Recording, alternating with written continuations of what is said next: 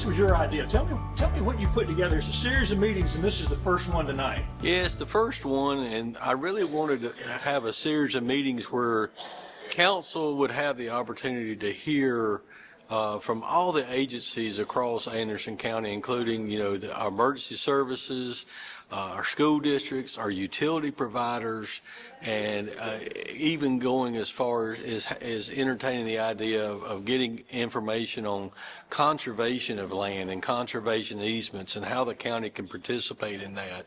And I really felt like that, the decisions that we make on county council affect every life in Anderson County. They affect every agency in Anderson County. And I live by the mantra, you make great decisions with great information.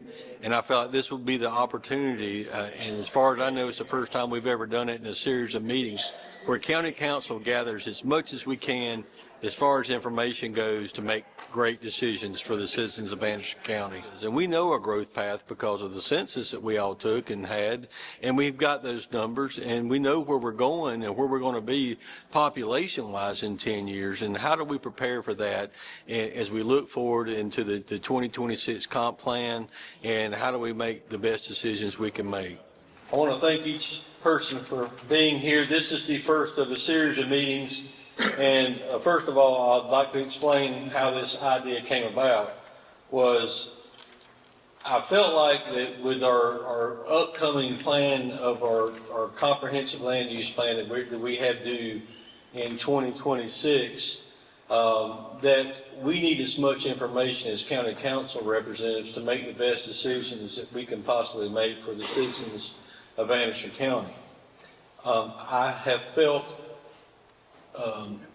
that the decisions that we make as county council representatives, all 7 of us, have an impact and effect on each life in Anderson County, each citizen, young and old, and each agency that we work with in Anderson County. Some are county agencies, like we'll hear from tonight. Others down the road, we're going to be inviting all the school districts to come in, all 5 school districts to come in and talk to us about their plans for growth. We're going to talk to utility providers, including sewer authorities. We have a lot of sewer authorities in Anderson County, not just Anderson County sewer. Especially in my district, we have REWA. So we're going to be talking with those folks and the utility companies as far as power, and everybody's going to have an opportunity to come and share with us the information they have. We have our growth projections from the census, and we know where we're going population-wise, and we know that we're going to continue to grow. And that has, struggles along with it, and how do we grow in the smartest way we can grow. So we as county council want to make sure that the decisions we make, especially within development standards, within planning and public works, that we make decisions that are helpful and not harmful. And we're hopefully going to have one concerning conservation. How do we conserve land in Anderson County? The governor spoke about this in his State of the State address, and we've seen great strides within the state for conservation of land across the state, and Anderson County needs to be a part of that. How do we conserve land, and how do we make it possible for landowners to conserve land? And so those are just some ideas that we have going forward. This is meant to be an informational gathering session, so I thank you for your attendance. So we're going to start off tonight with the Anderson County Fire Commission, and I thank the commissioners and the chiefs from being here. And if y'all want to come on up. And all right, I said I'm Tommy Keaton. I'm commissioner from School District 1. Mr. Murr is from the commissioner from District 5. Mr. Dickerson from District 3. And Mr. Randy Wilson from District 4. Mr. Brandon, who represents District 2, couldn't be with us tonight, but like I said, appreciate y'all bringing us out. And this being all new to us, we were told, kind of what we see as our future needs going forward. One thing we do when we provide fire protection is that you may not be aware of is ISO score. You have heard the ISO score. affects your insurance rate, homeowner's insurance, that kind of thing. Currently, we have a 3/3Y rating, which is a really good rating, considering all of our firefighters are volunteer. And just for information purposes, the county is comprised of 27 volunteer fire stations. The towns, incorporated towns, they have their own, but out in the county, there's 27 volunteer fire stations. We do have a paid staff here in Anderson that we have the chief and his staff that we got fire marshals that take care of inspections, mechanics that keep the trucks rolling. We got 2 full-time investigators to investigate cause and origin of fire.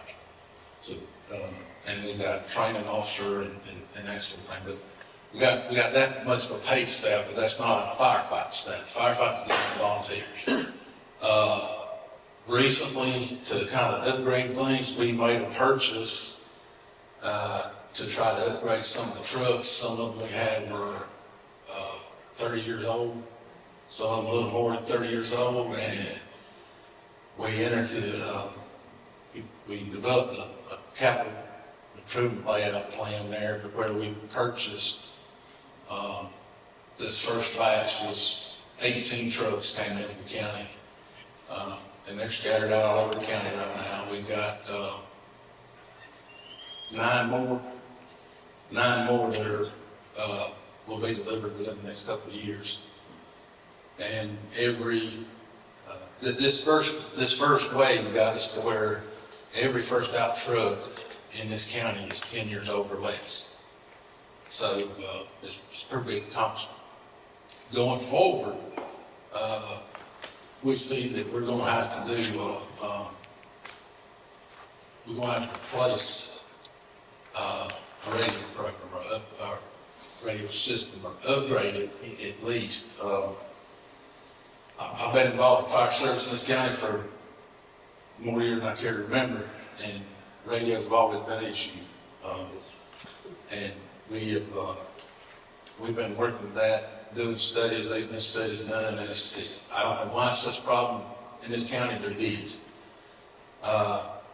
That's going to be a big expenditure within the next few years that we're going to have to take care of, because it's not just the system. If you think about it, those 27 fire stations, we have like 850 plus volunteer fire.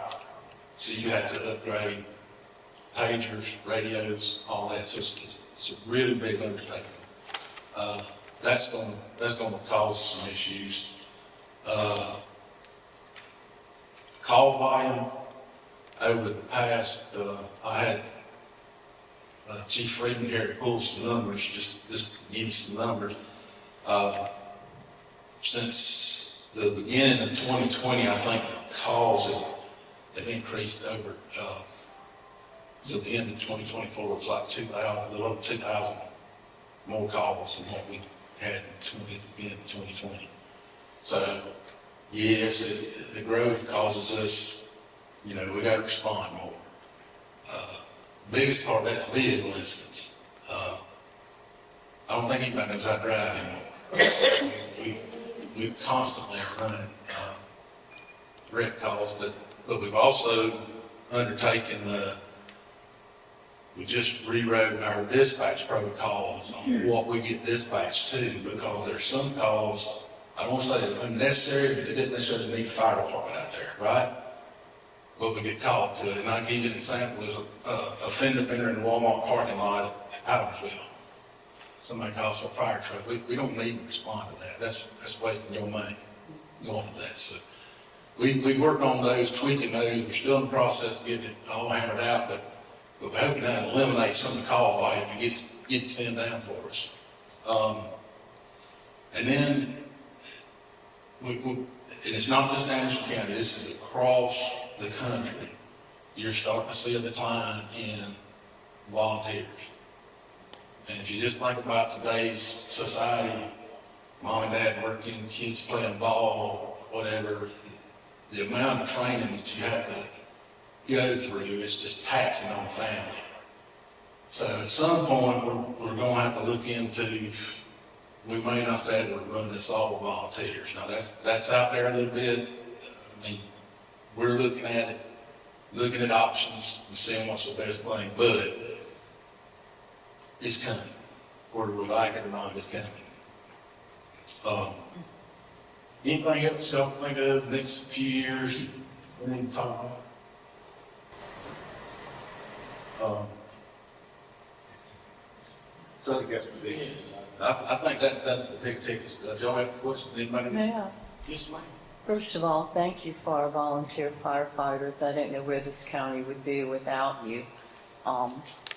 Question though, has there been a comparison of backup provision from the city of Anderson in relation to backup provision from our volunteer fire departments? Because I'm hearing like the annexed stuff that they've been doing, the layout of those developments is really bad, and it's going to be very difficult to provide service. Built up on high banks and narrow streets and not much room between. And we were hearing that the city of Anderson was planning to impose on our volunteer fire departments backup-wise because they don't think they can manage. I don't know that I would use the word impose, but we have mutual aid agreements with the city, the towns. If, I mean, on any call right now, if they need assistance, they call us for backup. We do the same with them. The areas that's close to the city, if we get something we need some help on, we'll call them if they're the closest station. But I'm sure whatever they annex, I'm sure that there'll be a mutual aid agreement that covers whatever development goes there. But as of this point, nobody's come to us with anything about that. I was going to say, Ms. Wilson, is where we border the city of Belton, so if we have set up zones where Belton will come and assist us, and anything within the city of structure fire, they've got all, was it 3 stations? Shedder, Friendship, and Rock Springs are all coming into the city for a structure fire. But they are divided up to come assist us, and I would assume that's what the city would do. I know they don't depend on this commercial structure fire, but if they needed assistance, there would be zones set up that we would come assist, whatever department's closed.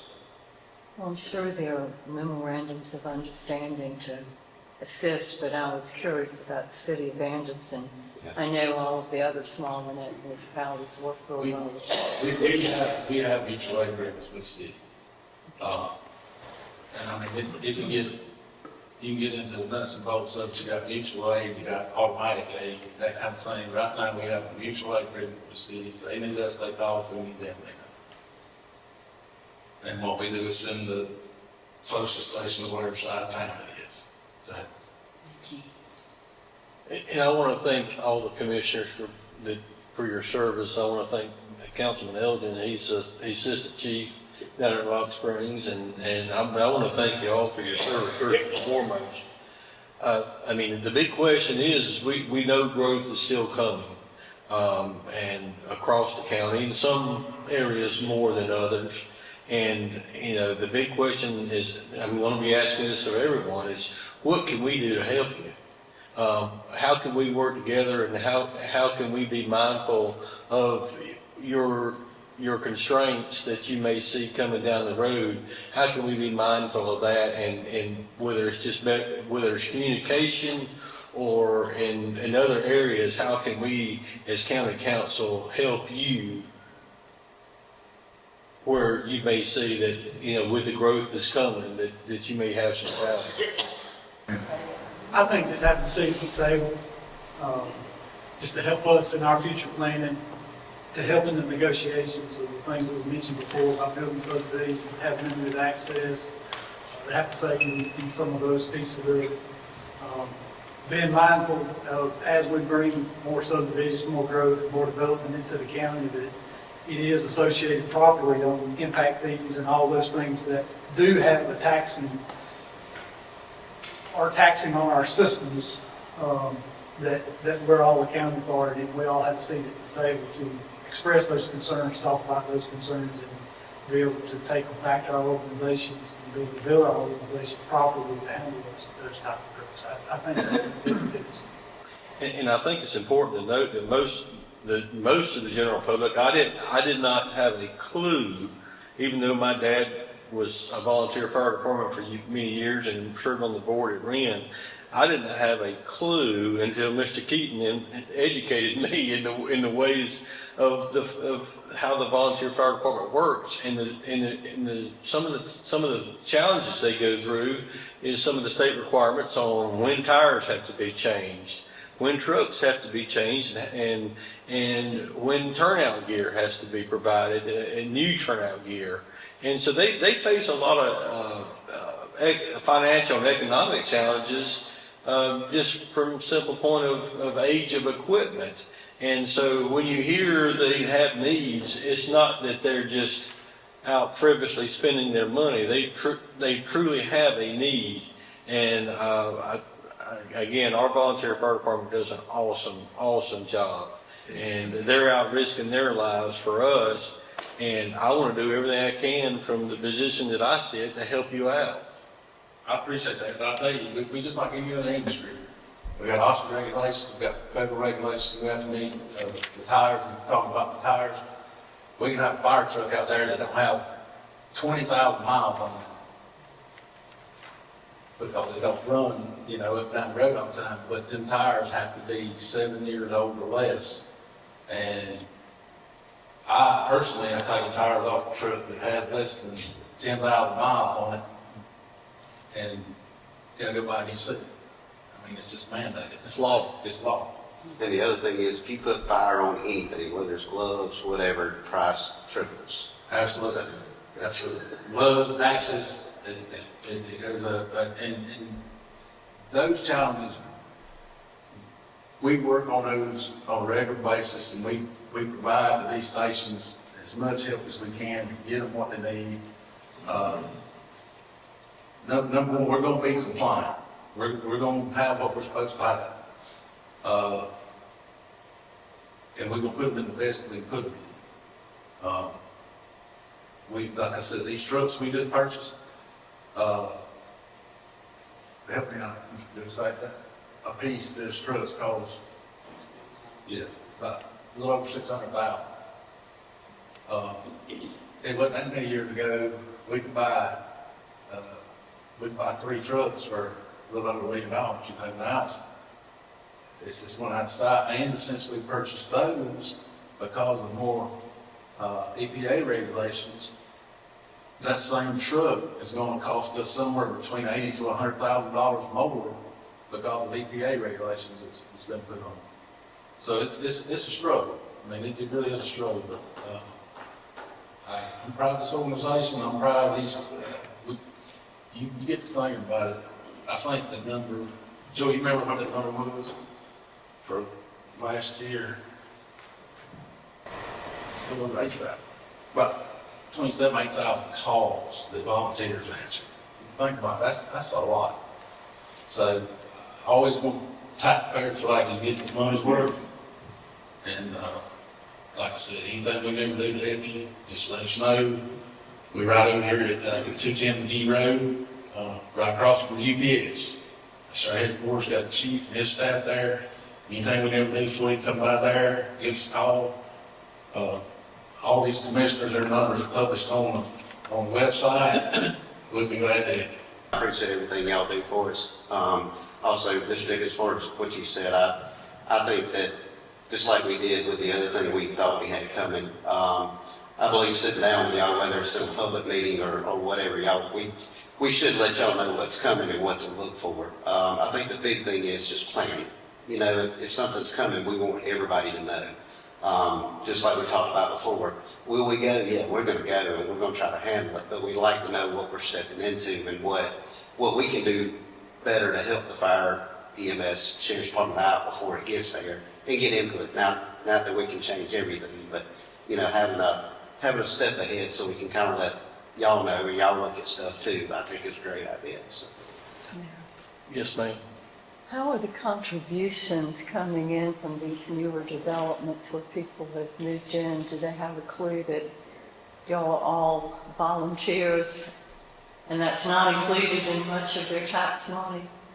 I really can't speak to any other place, but I know in the, up in the upper end of the county, 3 and 20 area, When I was the chief there,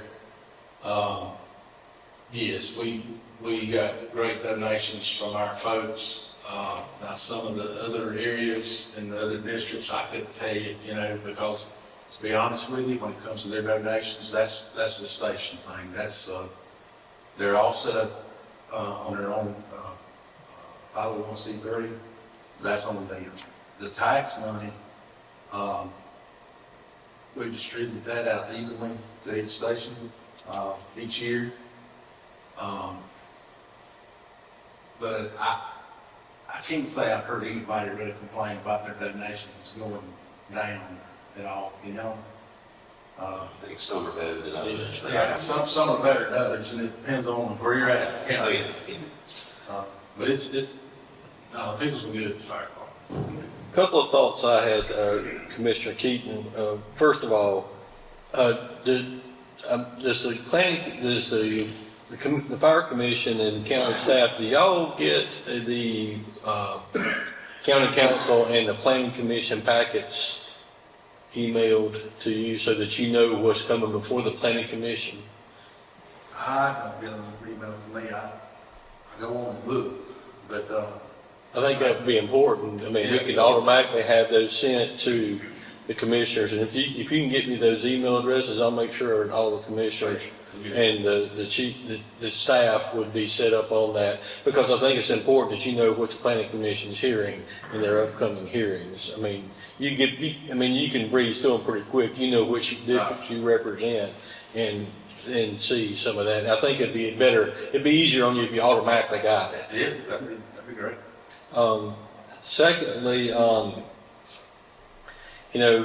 we do a lot of economic development in this county, and Anderson County's been unbelievably fortunate. Some of the companies that want to come and do business here, and while we have to be, confidential and careful with information for quite some time, Mr. Burns, how could we better include them when somebody's coming into a certain district? I'm thinking out loud here. How can we help you know when we legally can let them know, hey, this is coming? And When we have our meetings with everybody, we provide the service around the table and let them meet the company meet with them, make sure that happens. I think that would be a That's help. fine. That's fine. By no means we won't get into y'all looking on the boat. And understand. But we want to help you with it, and same time that put us, Well, here's another thing, that since Mr. Keaton also works for Duke Energy, he usually knows just about anybody else. Okay, so, But, the ways we can help you know what's coming down the road as soon as we legally can would be a great help. And also, one of the, you mentioned ISO ratings, and ISO ratings, until I met Tommy Keaton, I didn't have a clue about what an ISO rating was, but I know now how important it is to each individual property owner. And we that's one of our goals, is to help you either keep it where it's at or improve it. And I think there's ways that we can work together to make that happen. Another thing I was thinking about, with all the growth that we've had, there are so many people that were not born in Anderson County that are living here. Maybe we can use some of our social media or media people to help people understand just how the volunteer fire system works, so that the average citizen can be educated on how it works and why it's important when that envelope comes in the mail. They need money, because that when y'all had that referendum, I was all for it, and would be all for it again. I mean, the fire system didn't have a millage increase in 36 years. That's a good idea. So it was important that you got, and we see how financially frugal you are. We see how you budget, and I appreciate that. And so maybe if y'all are interested, maybe we could help you with getting some information out through the county social media site. That's different. You know, one correlation is a good ISO rating translates to lower homeowners insurance, and that's important for us to let folks know. Really important. If you lose a couple of points on the ISO score, homeowner insurance jumps Thousands. thousands. And we have been very blessed with how we done the equipment, manpower, all that, because there's so much that goes into that. Some outside of our hands, such as hydrant locations. We don't have anything to do that. The water companies do. But you scored on the water, you're scored on the radio system, you're scored on manpower. A lot of different things go into it, but we have one of the best in the state as far as, well, I started saying as far as volunteers go, we good with a lot of career departments. Your local chief and his or assistant chief or commissioner are always welcome for that discussion. Appreciate it. Thank y'all. Let us know if we can do anything for you. All right, I'm here.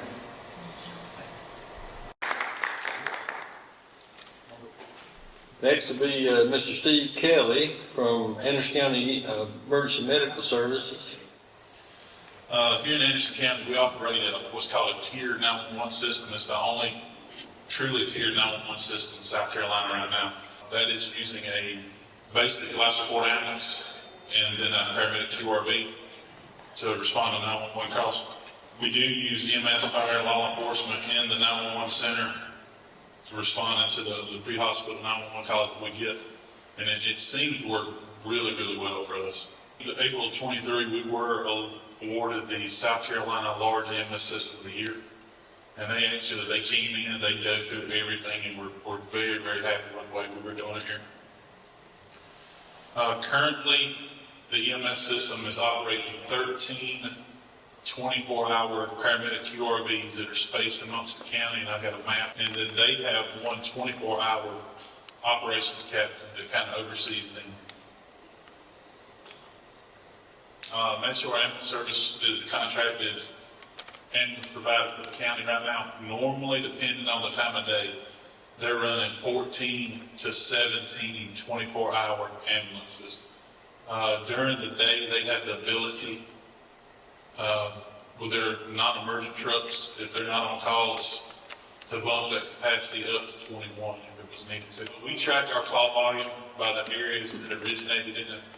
We used to use the old rescue squad areas, but now we kind of more track it along the fire department districts. That makes it smaller for us, a little bit easier to track, and we can identify problem areas before it really gets to be a big problem. Response times, we track them as what we call priority 1 and priority 2 911 requests. Priority 1 is when they respond out with lights and sirens. Priority 2 is when they respond with no lights and no sirens. That's our printout since inception of what the QRVs responded to and then what the ambulances responded to. We just kind of keep a running tally of that so we can get a quick glance, see where our ebbs and flows are with call volume and stuff like that. And it's really, looking at it the last 3 years, we truly have a really seasonal 911 system around here. Winter gets a little bit slower, summer gets a little bit busier. The other way we break these down is this is a breakdown of all of our quick response vehicles. Currently, they're numbered by the fire district they stay in. For example, like ALS 4 stays in Star. So it makes it easier for us to track on the fly, like that kind of stuff. At the end of every month, we try to identify trucks that are exceeding the call volume that we want. exceeding how many calls they're running in a 24-hour period. And those are kind of what we call problem children. We kind of keep an eye on them to make sure that that area is not getting overloaded. If it gets overloaded, we need to start looking at moving resources around and putting more stuff in that area. This currently is the placement of all the quick response vehicles that are in Anderson County on 24-hour shifts. That would be the hard stations for the ambulances, the way that they're situated around the county. Anderson City has more than just those 3 sitting right there. But that's just the rough presentation on it. Steve, does the city, we service the city as well, correct? Yes. But with that being their hub, more ambulances stay right in there. And we serve, Mr. Elgin just confirmed, we serve all the municipalities. Correct. Anderson County. Yes. Okay. And we actually got with Kevin Wiles the other day, and he was able to take all of our response out. Can you get to my phone call? Yeah, sorry. We were able to get with Kevin Wiles the other day, and he was able to take all the response data, upload it, and do the heat maps, and they really turned out good. So once we get those in digital copy, we'll shoot them to y'all. Okay. So you can kind of see where everything's growing and where we got stuff placed up. One of the new programs that we added this year was we're just simply calling it Train Infection Control. It's a partnership with another county division of Safety and Risk Management. It's basically, we identified some areas where Anderson County's employees needed certain specialized trainings and stuff of that nature, vaccination, stuff like that. That's her job now, is to go in and teach classes such as the CPR, AED, stop the bleed, infectious control, active shooter. And we've actually had a lot of interest in her weather-related classes, such as the heat and cold emergencies. Basically teaching divisions like road bridges, if they're out doing their daily jobs and something does go bad, how to take care of yourself to help get there. Right now, our stations, we currently try to base our QRVs with existing fire departments if they have room. That works out really good for us. Some areas we're not able to do that, just the way that the call volume's laid out in that area, so we kind of have to do standalone EMS stations. ALS 19 is at TTI. ALS 17, we had to get put placement grid off of Hatsford Road, which is our little EMS station there. But other than that, we do try to put them in the fire departments. We do acknowledge that in the future that we may end up having to establish hard stations. So that's one thing we're going to try to kind of start looking into. Because really, our only hard station we have right now is at headquarters downtown. But they're probably going to be in the future we need to do something towards the northern end. Our basic plan now, to year 5, is we're planning on continue the current EMS model that we're operating. Every month, we evaluate our 911 response times for both priority 1s and the priority 2s. We're going to continue to do that. It was a little bit slow, but we're getting ready to roll out now these little customer satisfaction surveys. Anybody that's transported, they're given a card with a QR code on it so that they can give their input back on it. The growth of the current facilities, our downtown station, we pretty much maxed it out. So that's one thing we might have to address in the next 5 years or so. Employee retention, we want to pay a good bit of attention to it. We do provide them with the best work environment we can, the best equipment, and pay-wise, we're probably just below average to some of the other surrounding counties. So that's something we'll keep on. And just to clarify to people here, the paramedics, for the most part, there are some that don't work for Anderson County, but for the most part, all the paramedics in the QRVs are county employees. Correct. The EMTs in the ambulance for the transport, for the most part, are not county employees, they're MedShore employees. Correct. Also, Steve, I guess, let them know that we have several ALS units that work with MedShore in addition to ours that stay in the city, correct? Yes, Medshore, on top of our quick response vehicles that we operate, they operate two. One is located in the Centerville district and one is located downtown Anderson. Thank you. Yeah, the next 5 years, I guess really biggest changes we're looking at making is probably going to be the addition of one QRV to the system and one transport ambulance. I believe that those, within the next 5 years, should keep it covered fairly well. Okay. Other than the way everything's increasing right now, budgetary wise, everything will probably increase 4 or 5%. Now, the biggest hit that we've took is our payroll and our equipment. For example, the cardiac monitor, we bought 2 cardiac monitors year before last, $39,000 each. And this year they went up to $64,000 each. And those are the sole source items that can only be bought from one place. So they kind of got you on in. But in order to do the job that we do, we got to have the next 10 years, we're probably looking at 2 QRVs being placed and then 2 to 3 additional transports.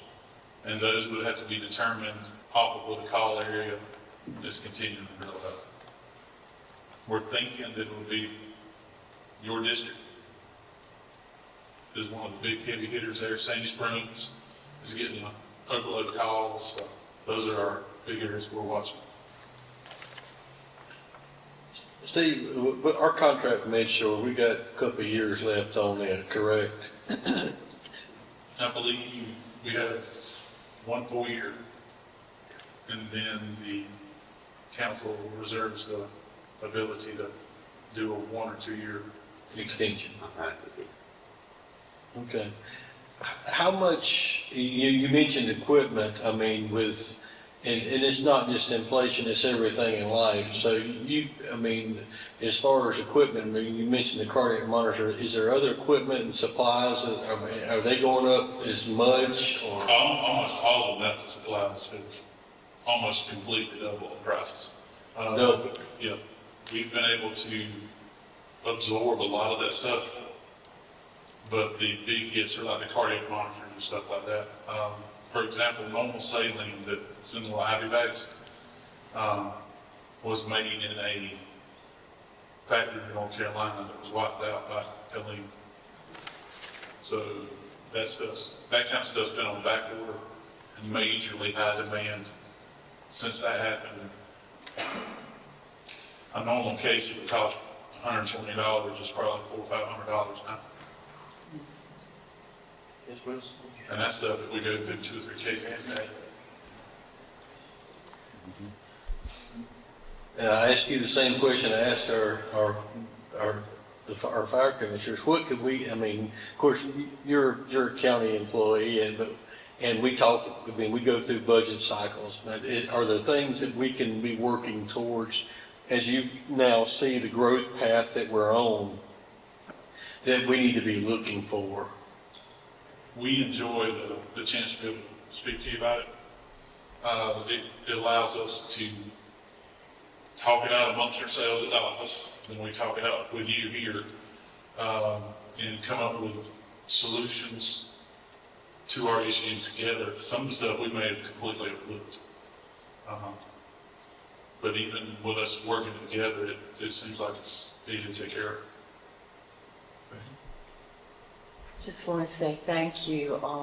Having had to call EMS a few times in the last 25, 30 years, our service here is excellent, so I appreciate it. I don't hear concerns from constituents now like I did, oh gosh, maybe 3 years ago, that we're not getting the coverage in the outer areas. So I thank y'all for addressing that. Thank you. How does the Williamston station with Medshore, is that considered a hard unit place for y'all too with QRV? That is not for us. We do not keep the QRV there. They do keep one ambulance there 24 hours a day, and I think they keep another 2 there when they're out of service. They keep them there at night. So. How are we looking at, you know, we've heard many times that there's a national shortage of EMS workers, paramedics, and EMTs both. How do we address it? How do we look forward down the road to help ourselves better on that? Is it just pay, or is it a culture at work? I mean, I know you can't work everybody 80 hours a week and expect them to have a happy home life. So, how is the outlook looking? Has it changed any? And how do we help you get The there? paramedic situation is going to get worse, and get a lot worse, because some of the major hitters that were doing the paramedic programs, such as Greenville Tech, have killed them. They decided not to do it long. So instead Does of, Tri-County Tech still have a paramedic program? yes, but they may be putting out 8 to 10 paramedics every 2 years. Wow. So the only way that you can, we do have I think the culture that we've got set up for our paramedics is very desirable. The only other thing that I believe we'd have to keep an eye on is pay, to make sure. How does our pay rank amongst our neighboring counties? A lot of the neighboring counties, in order to combat the paramedic shortage, bump their pay scales to the roof. I don't see us being able to do that sort of stuff anytime soon. But again, like I said, we provide a different work environment for them that is a lot more user-friendly, a lot less stressful. So that's kind of helped even itself out some. Would the scholarship program help with getting people through those programs and to the workforce? A lot of the programs, those paramedics are using scholarships to them. There is government funding out there. And I want to thank Mr. Elgin here. He's the chair of our Public Safety Committee, and he does a fantastic job. And I want to thank him he and his committee for the service that they do. And thank you for all you do. Do you have any questions for us? Yes, sir. Well, thank you, Steve. Thank you. Appreciate Thank you, it. Steve. Appreciate it. I just want to first start off by telling you all thank you, the rest of the council, thank you. I've been the chief deputy, this is going on my 5th year, and I felt extremely supported by our council. Most of the needs we come to you with, we try to come to with needs, not wants, and we try to clearly articulate why we need things, and y'all have always done a really, really good job funding those needs when you can. Over the last few years, we've implemented a body camera program, which we've never had in the history of the office. We've updated all of our tasers. The fleet is in excellent shape, thanks to Mr. Joseph Stone. I'd encourage you to have a conversation with him as well. Just the status of the office, I'm kind of happy to report that we're fully staffed, which is incredible when you look around at surrounding agencies, even neighboring agencies very close to us. Our uniform patrol staff is fully staffed with, we actually have a waiting list of applicants that we continue to vet, so we have them in a pool, and so we can call when we do have openings. Over the last couple of weeks, we've enjoyed that, and the only openings we actually do have in the office are higher elevated positions, such as maybe we have opening now in our criminal investigations division. Obviously, that'll cycle down to your uniform patrol officer, so we'll have, as those promotions are made, we already have a pool of applicants that are on standby to bring them in. Now, most people understand when we bring somebody in, it's normally 6 to 8 to 9 to 10 months, depending on the candidate, unless we hire another certified deputy from another agency. We have an academy here within our agency that we send them to. We didn't send them to the Criminal Justice Academy. They have to come back. They have to do 12 weeks of field training before they're eligible to work by themselves. So with the day we hire a deputy, usually it's almost a year by the time that deputy's a functioning call responder. We set up beats. We now have 25 deputies on uniform patrol. Our beats are set up. We have 10 beats within the county. Those beats are set up due to in relation to call volume, so it's not necessarily by size, it's the busyness of the beat. If you look at our beat map, the smaller beats, the smaller land size beats are the busier beats. And then you get out towards, the Belton Honeypath area, those geographical areas expand. We still have the same number of deputies. We try to put 2 deputies per beat. We're able to do that right now, again, because we're fully staffed. We average, I just pulled up the numbers, 10,000 calls for service. The daily average was 353 calls per day. We arrested 624 people in the month of February, responded to 80 domestic incidents. The average daily population of our detention center was 458 people. As you know, if you rode by there, we're in the middle of building a new detention facility with way more capacity. Our communication center is extremely busy. They answered 34,000 calls for service in the dispatch center in the month, with the average daily call volume of 1,218 calls. So when I have the opportunity to speak in the community, most people don't understand. I see a couple people shaking their head. Most people understand how busy this county is. It's a large county. It's 800 square miles. The population now is, I think, around 216,000 residents, not including people that are in or out during the day. So most people understand how busy our deputies are. You're answering 333 calls in a 24-hour period. It's extremely busy. So I hope you see them riding around most of the time. Sometimes we get complained on because we drive by as a stranded motorist or something like that. We try to stop when we can. Most people don't understand running that many calls per day. We're normally going from a place to another place. So adding some staff would give us the ability to do more patrol operations, not just responding to calls. So that's kind of the status of the office now. Is kind of how it sets. I put together this little slideshow here, kind of looking, the command staff just got together actually last month, and we tried to do some strategic planning, looking at the next few years on out to the next 10 years. We utilize strategic planning objectives to outline capabilities and needs in order to provide professional operational services to the citizens of Anderson County. We broke those needs down in the short term, or what we would call immediate needs, 3 to 5 year, which is kind of termed intermediate, and 5 to 10 years, which would be long term. Now, this isn't everything. This is just what I try to put together to make the most sense. One immediate issue we have right now in our dispatch center is with Central Square.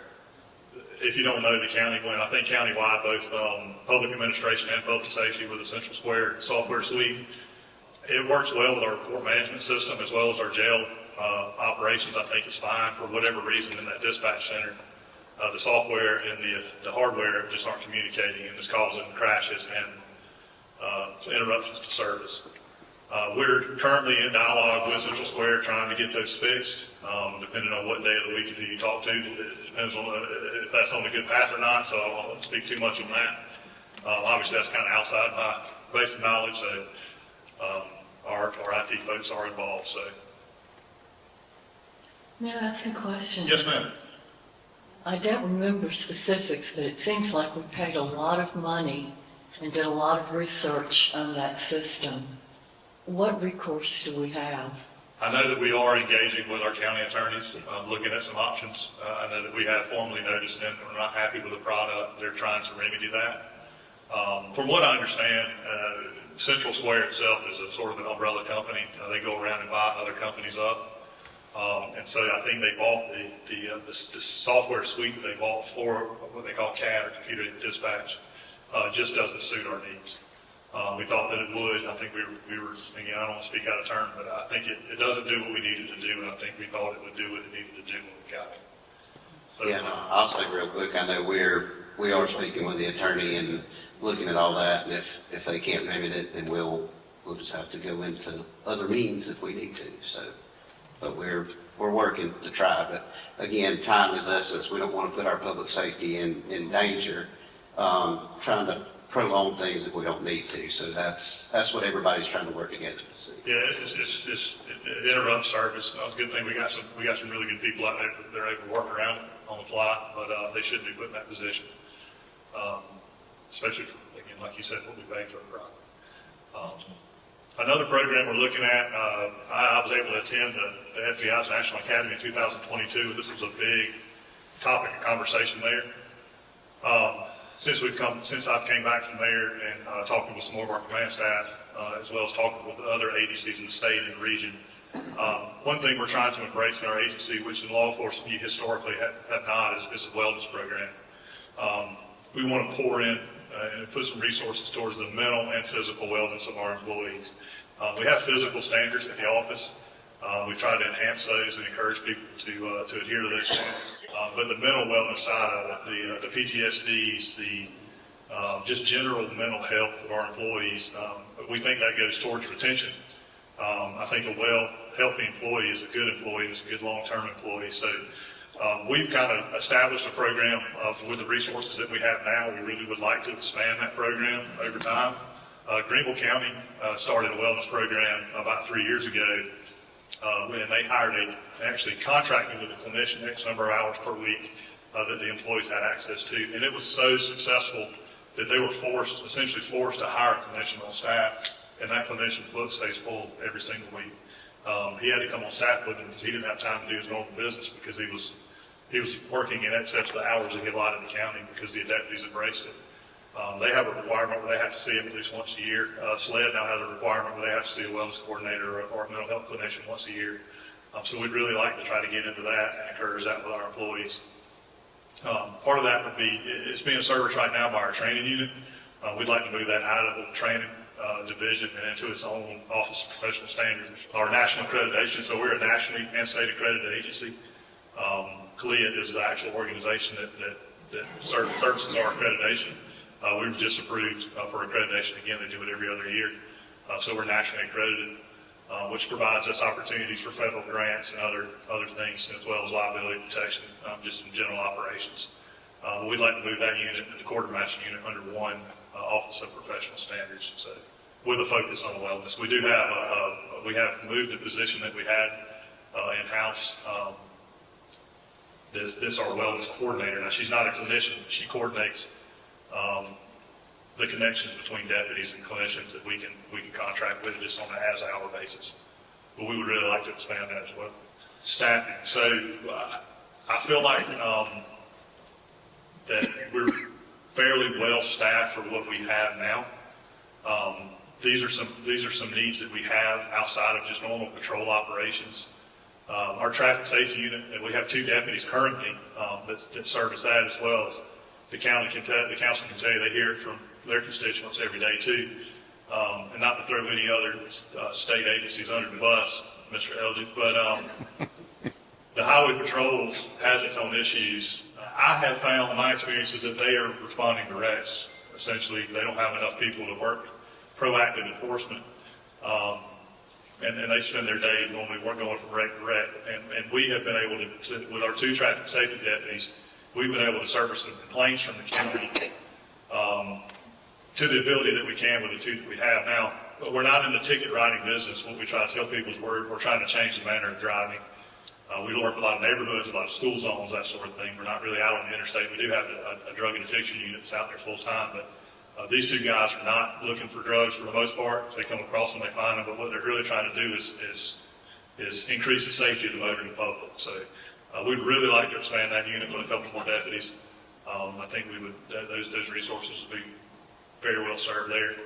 Our emergency management, I know they were just recognized last week here at the county and on the state level coming up. They do a phenomenal job with the resources they have. They're running ragged. You have pretty much 2 guys on call 24 hours a day. We'd like to expand that out with 2 more civilians there to help the call burden there. They do so much, and I don't have time to get into it here, but they're so busy. And then back to our lead, our Power EMS is the system we use for our training initiatives. There's a lot of administrative tasks there that we have one staff sergeant that coordinates all that, as well as our body camera program if he needs some help. And then the cold case unit, we've tried that for the last couple of years. We have so many cold cases, I think 30 to 40 cold cases in the county. We have some guys that work as a kind of sort of a collateral duty with their normal investigative responsibilities. But we'd like to have 2 designated cold case detectives to work just those cold cases. Greenville County has a designated cold case unit. They've had tremendous success with theirs. And then the 2 SRO floaters. That's a little bit funny because the funding's not necessarily by us, although it somewhat is because we have to provide vehicles and fringe. But the school districts, we're in conversation with them to try to add 2. If you know, we have 40 SROs in the county. Every county school in the districts that we service has a school resource officer. But inevitably, somebody's on vacation, somebody's sick. And that forces our supervisory staff in the SRO division to service those schools as they can. What we really like to do is have 2 additional floaters in that pool of 40 deputies to be able to fill in, and especially during the times when somebody's out sick with the flu or on vacation with their family. So we tried that. We've looked at that over the last couple of years, but we're trying to partner with the school districts to absorb some of that cost. All right, so here's the fun part. So the suggested and recommended general law enforcement officer deputy staffing levels vary based on source. I looked into this and did a fair amount of research. It depends on the region you're in, so I kind of try to focus around the southeastern United States and areas similar to ours. That number can get up to 2.5 in your more urban areas, and it can get down to about 1.5, really no lower than 1.5 in your more rural areas. The number that I kept going back to was 1.6. That was sort of the standard in areas like ours. That's per 1,000 residents. Those staffing needs are considered across all divisions where law enforcement services are directly provided. That's our uniform patrol, our SRO division, our civil division, which they serve civil papers within the county for the courts and the attorneys, our court security division, our criminal investigation division, our special investigations division, and there's other areas not mentioned. And also, when you think about adding staff, adding those frontline staff, a lot of times you don't think about the support roles also have to be increased. Not necessarily one for one, but for every X number of deputies you add, you got to think about those detention officers that are serving our detention facility, as well as our communications personnel and administrative personnel. So the current population, on some data provided to me by the county last week, it looks like we're sitting at around 212, a little over 212,000 people. Our current law enforcement only staff, what we call the Class 1 law enforcement officer, we have 289 currently. That puts our staffing ratio at about 1.35, which is below, obviously, that 1.6 ratio. But you can see, you don't think there's a big difference between 1.35 and 1.6, but that's 52 deputies. So if you were to look at that on a 1.6 ratio, today we're 52 deputies short of where we should be for the population that we have in our county. So the county population is estimated to increase incrementally at a rate from about 1.32% to 1.41% from 2025 to 2035. As you see, again, our current population is at a little over 212,000. The estimated population in 2035, according to the data I was provided, is a little over 243,000 people. That means we need 389 deputies by 2035 in 10 years, if you're looking at that 1.6 ratio, which is recommended. If we added 52 deputies a day, we would need to add an additional 5 deputies per year to account for that 10-year growth from now until 2035. Now, the reality is we can't have 52 deputies. It just can't happen. If we hire 52 today, the academy couldn't train them. We couldn't get them turned out. We don't have the training staff here to facilitate that. But what I will say is, in order just to pace growth that recommended 1.6 ratio, we would need to add 5 deputies per year over the next 10 years just to be where we are today in 10 years in relation to the number of deputies to citizens. Outside of staffing, since I'm in my 26th year here, and we've always contracted our firearms training ranges. There's a private range here in town that we contract with. They've done a very good job. It's changed hands over the years with ownership, but they do a good job servicing us, but it has limitations. We're obviously sharing that with the public. There's scheduling issues. They only give us 1 or 2 days per week. We have to schedule all of our training operations around that. And obviously, we're limited to how we can train in accordance with their, obviously, range rules, which we understand for liability reasons. Looking at cost considerations, it's estimated that our base pay, which is part of the reason we're fully staffed, honestly, the support from our county. We try to provide a good culture within the office, but the reality is you have to balance culture and pay. And I think we're doing a pretty good job of that, being that we're fully staffed. But the estimated base pay of a deputy, just a frontline uncertified deputy, is $51,500. If you adjust that for a uniform patrol, which means they work 84.75 hours per pay period and they work holidays, that rate gets up to around a little over $58,000 per deputy. The actual cost of that, if you add in all the benefits with retirement, health care, that sort of thing, that's around $77,000 per staff member. If we're adding a position, another thing that's often not thought about is the equipment. We have line item budgets to provide equipment for our deputies, but as you add a person in a seat, obviously you have to increase those amounts of money as well. We normally estimate $10,000 by the time you outfit a deputy with uniform, ballistic armor, tasers, handguns, rifles, that sort of thing. So it gets to be around $10,000. Again, that's estimated, but you can get there really quick, as you've heard from other presenters, with the cost of stuff going up. That vehicle cost is probably pretty low with upfit. We estimate that at $55,000, but Mr. Stone will probably tell you it's a little bit more than that, depending on the vehicle, especially our K9 vehicles. But the upfits are very expensive, even on top of the cost of the car, which is also increasing. So by the time you add all that up, the fringe, the salary, the equipment, the vehicle, it's about $142,000 per staff member to add additional staff. As far as the range goes, we've had some conversations just casually over the last couple of years. The county owns plenty of property with landfills and stuff like that. We could utilize Anderson County equipment and staff. And again, the unknown costs would include permitting, land studies, usage studies, that sort of thing that I'm not familiar with. Happy to take some questions. It's a preview of the budget. Well, I think it's certainly eye-opening what it costs and what it's going to cost us to get there. And I appreciate your presentation, taking into consideration the growth path that we're on, because we've got to figure out how to get there. And we know that we're going to continue to grow.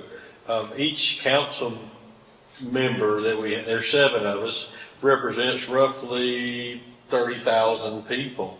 But this growth path that we're on is going to add another 30,000 people to Anderson County. So I don't know how we'll figure that as far as, but that's a considerable amount of money that we're looking at. And again, I appreciate you and your staff and the sheriff and all that he's done. I know when he took office, deputy pay was abysmal. It really was. I think I started in 1999 or 2000, I think. And again, you have to kind of reverse inflation, but I think I was making about $22,000 a year, which is way better than the small town I worked in for 1 year before that. I was making $186 a week. So I was putting that in the bank. I found a check register a couple of years ago.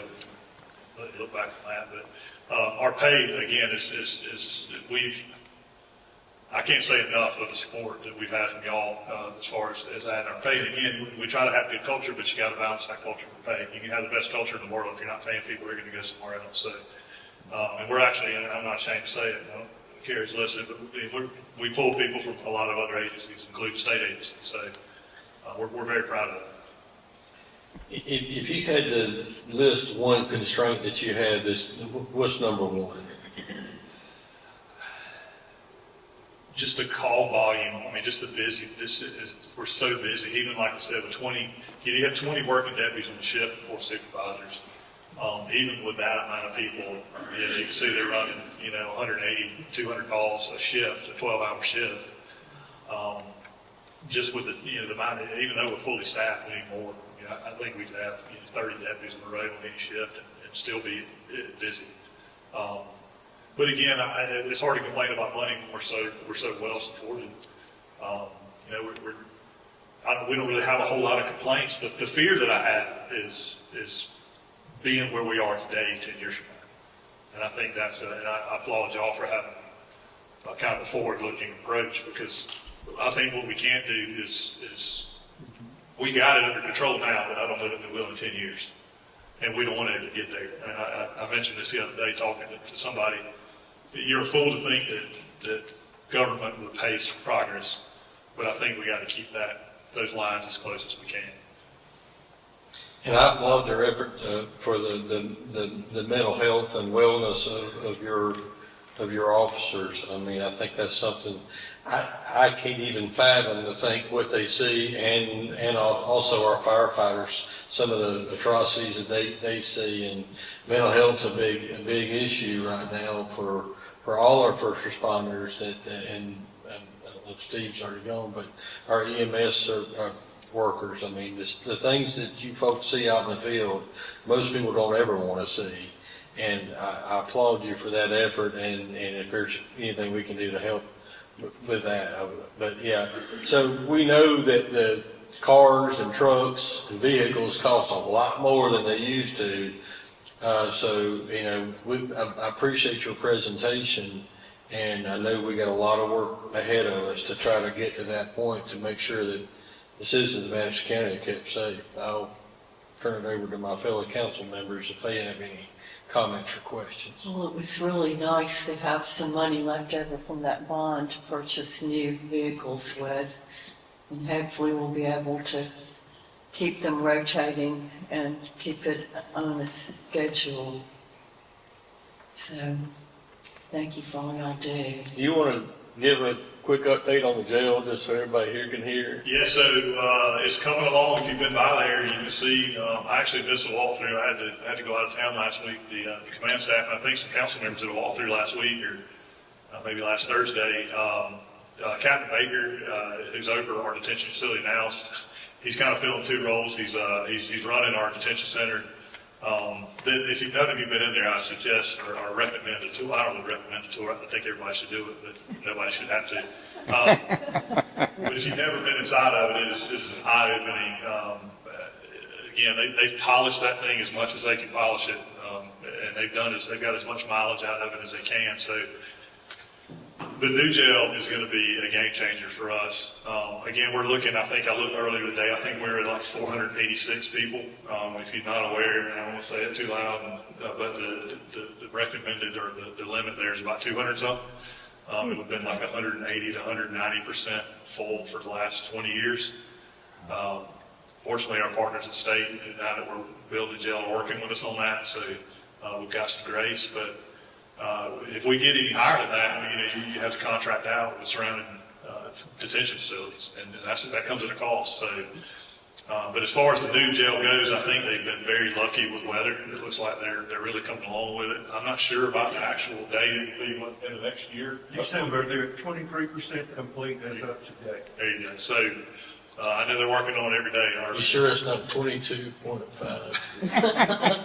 Last Thursday, it's 23 today. And this is no Taj Mahal that we're building. This is a functioning Concrete detention still. center. Concrete. Yeah, we tried to make it, when we designed it, we tried to design it to be as staff efficient as possible. And I was sure to ask the contractor last week, they bought the steel before the tariff, so.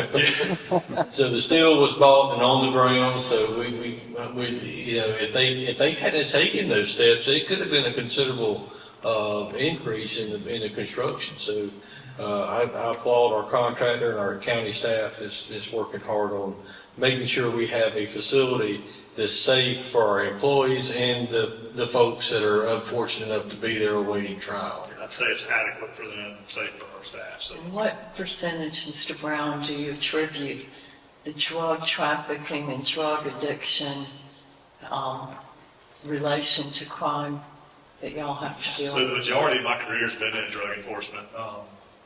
26 years, I spent about 18 years operationally in some either local or federal drug enforcement. And I would say it's a significant percentage. I wouldn't know what the exact number to put on that, but I used to joke around with people that I've never met a professional cat burglar. I mean, most people that break into houses, there's a reason they do that. So I've never met a jewel thief or an art thief. So mostly it's still tough to pay for drugs. So, again, I worked on it for 20 years. I like to think I made a difference, but I'm not sure. I think it goes to just pacing the problem. I'm not sure what it would look like if we didn't do a good job. But I think we work every day. Our special investigations, our direct patrol units, they work every day with our federal partners as well as state partners to do, local stuff, local impact stuff that you see in your community, actually drug houses, drug using, but they also try to take the head off the snake as well. So I think there's a lot to that. That's right. I just want to say thank y'all for everything you do. We appreciate it.